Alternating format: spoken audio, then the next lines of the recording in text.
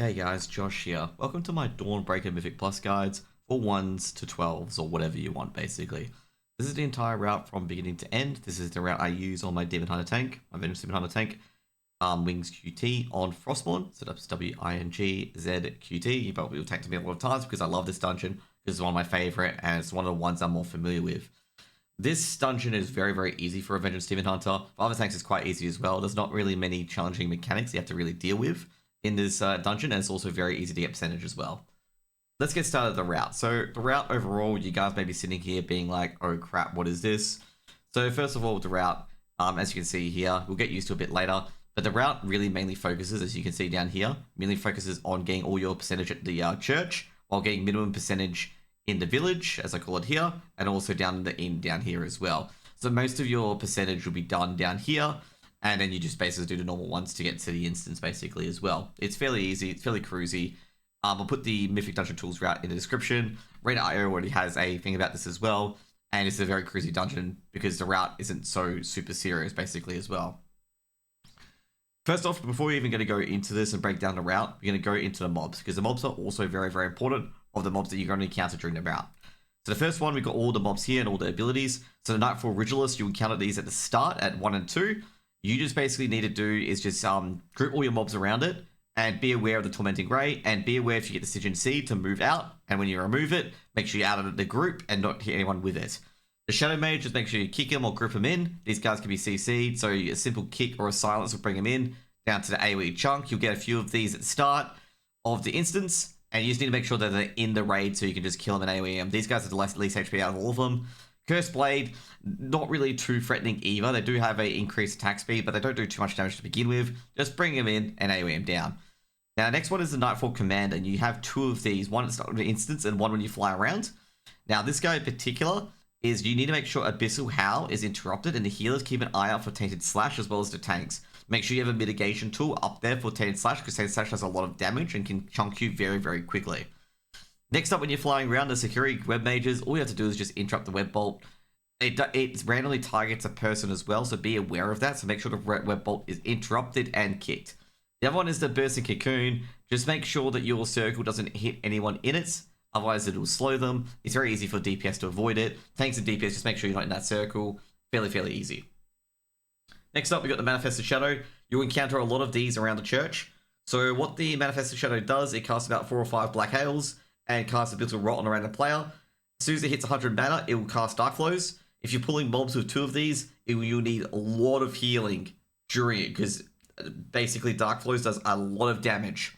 Next up are the Dark Casters. They're just basically Shadow Mages with the Umbral Barrier. Just interrupt them and group them up once again. Shadow Walker, same thing, but the Curse Blade instead. But they do got Umbral Rush, which causes them to attack twice, so make sure that you are not facing your back to this enemy in particular.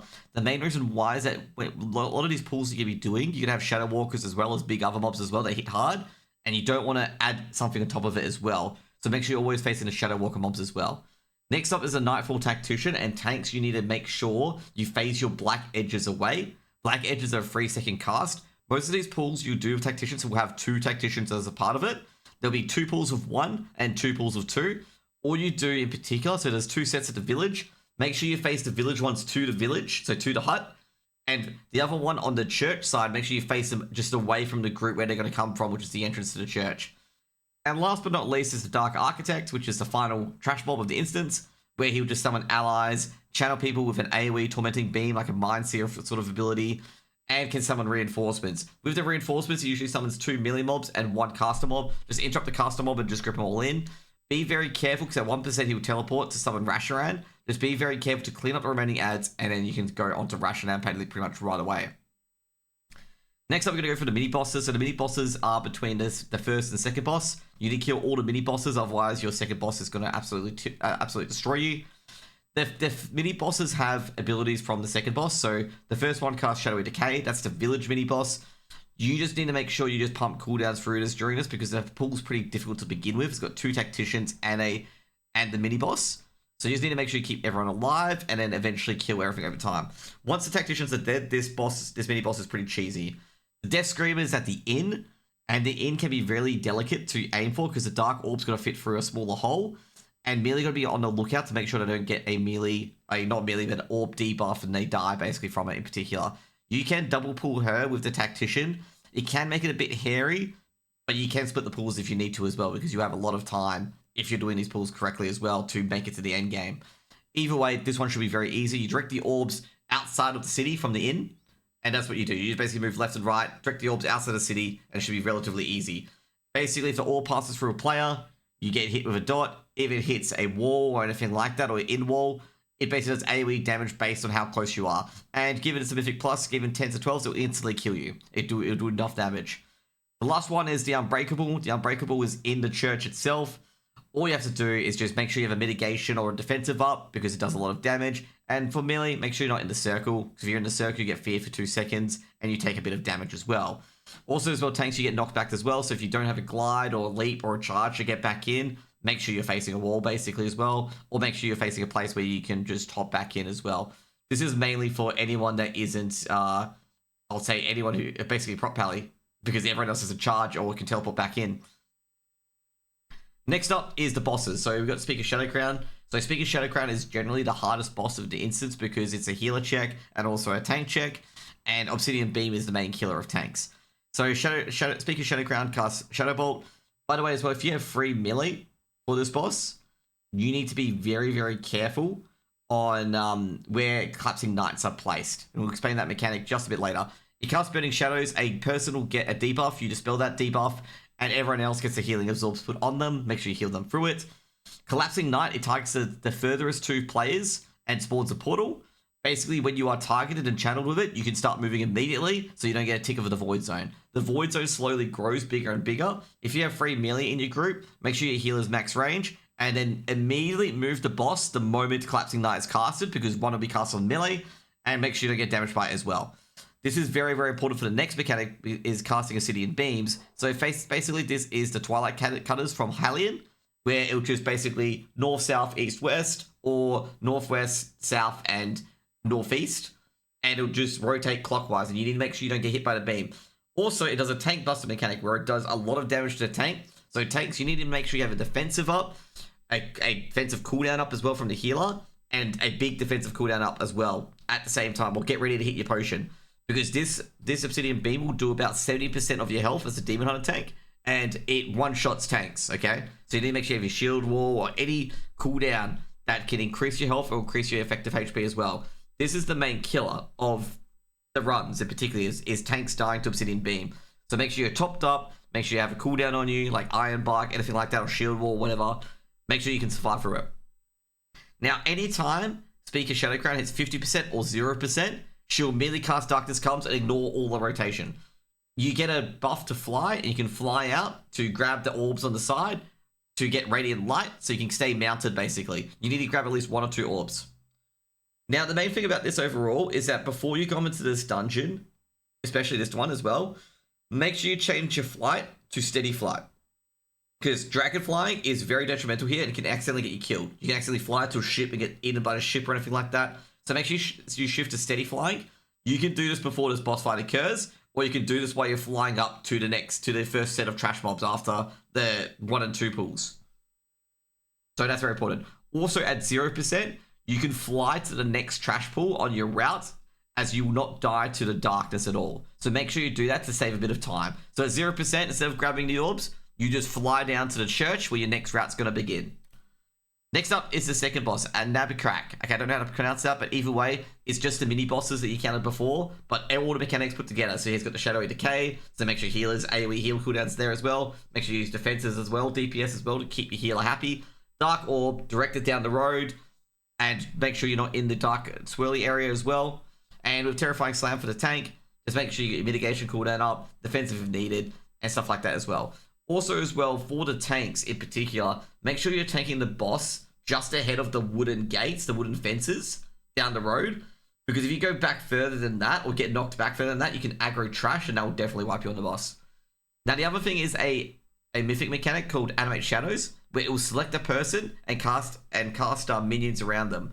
Make sure you're closest to the boss, so the mobs spawn close to the tank, so the tank can draw them to them, and you can aim them down very, very easily. Last boss is practically the easiest, which is Rashanan. but he does have a lot of mechanics you gotta keep an eye for. So basically, the first phase is that there's basically 3 mechanics, and also your damage does not matter. There's some people do say your damage matters a bit. You know, you can get to 63% before he flies off, but don't worry about it. Get the bombs onto the dude, and that's it. So basically, there is 3 bombs that drop, the Ralphie bombs that drop on the ship. You need to grab those bombs and run to the boss while handling these mechanics as well. Once you get to the boss, you get an extra action button to throw the bomb on him, and it throws on his head, and it does, I think, about 5% damage to him. And when he gets blown down to 64%, he flies off. Now, also as well, you can get a debuff called Rolling Acid. So a green indicator will come up on your screen whether it goes right or left, and that's where the acid will flow. So you need to make sure that you're on the opposite end so the acid doesn't flow on you. Also at the same time as well, make sure you're 10 to 20 yards away from the wave. I've seen people get hit 15 yards away from the wave by a stun, and it does a nasty amount of damage as well to anyone who gets hit by it. And also a 2-second stun is pretty nasty to begin with. Next up is Expel Webs. It expels 2 webs to 2 targets, and it'll be like a white swirly line to 2 targets. You need to just move out of those. Fairly easy to move out of. And last but not least, Rashidan will do a Channeling Explosives Erosive Spray, where they'll put 3 stacks of a ticking debuff on you, and it'll also do initial damage as well. Healers just heal for it. This is like basically a Shadowy Decay from the second boss. Once the 6 bombs are done, you'll be channeled with Radiant Light, and Rashidan will fly off. Basically fly to where he lands, which is in that middle of that graveyard area. Just fly there. You have a lamplighter there. There'll be a lamplighter channeling a gold orb. Fly to him, and that you'll be safe. And that's where he's going to land. And also, he does cast a acid expulsion when he lands proper. You just need to interrupt that, and that's it.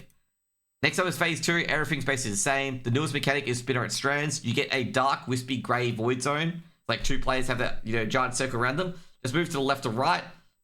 It blows up, and then you move back in. The moment you move back in, you have a tether attached to you, and you move 10 yards away from the tether, it will snap and do AoE damage to the raid. This doesn't do too much to people in general, so you are able to do this, and you won't take too much damage. Like, the tether snapping doesn't do too much damage to the raid at all.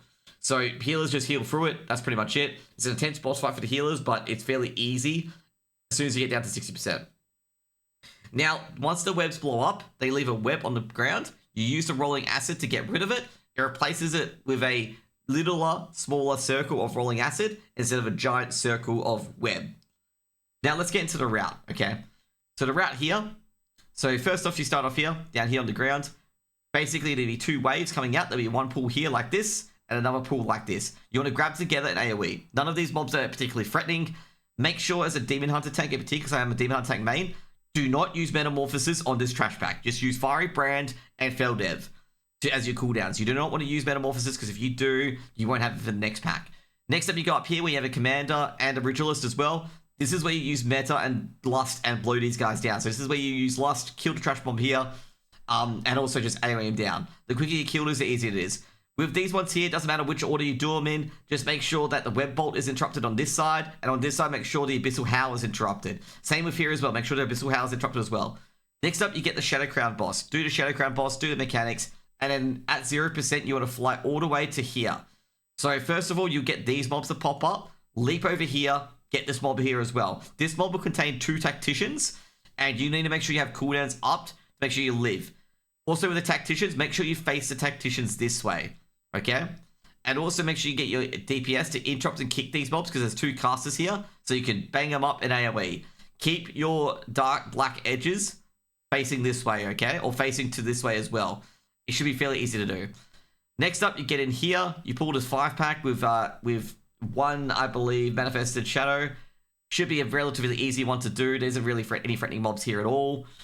Should be easy to kill. Next up, you want to pull these mobs here. Be aware that you have to interrupt the mage here and here, because these mobs can cast a Shadow Bolt that goes through walls. Okay, I don't understand it, but it goes through walls.